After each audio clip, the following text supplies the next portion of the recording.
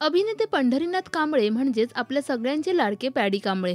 त्यांचा अभिनय प्रेक्षकांना खूप आवडतो. आतापर्यंत अनेक सिनेमांमध्ये उत्तम अभिनय साकारत त्यांनी प्रेक्षकांचं मन जिंकलंय.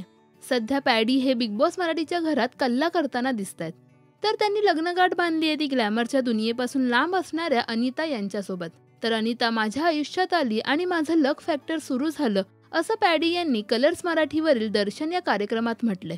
मी अनेक वर्ष स्ट्रगल करत होतो. 13 डिसेंबर 1999ला माझं लग्न झालं आणि त्याच्या दुसऱ्याच महिन्यात मी ढगाला लागली कळ नावाचा अल्बम केला, जो त्या काळी खूप गाजला. त्यानंतर हसा चकटफू, गंगूबाई असे अनेक शो केले.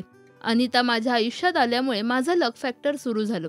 तर ग्रीष्मा माझ्या आयुष्यात आली आणि त्या दरम्यान माझ्या आयुष्यातील काही टप्पे बदलले. आद्या माझ्या आयुष्यात आली, त्या दरम्यान पण काही टप्पे बदलले. त्यामुळे या तिघीही माझ्या लक्ष्म्या आहेत, असं पॅडी यांनी यावेळी म्हटलंय.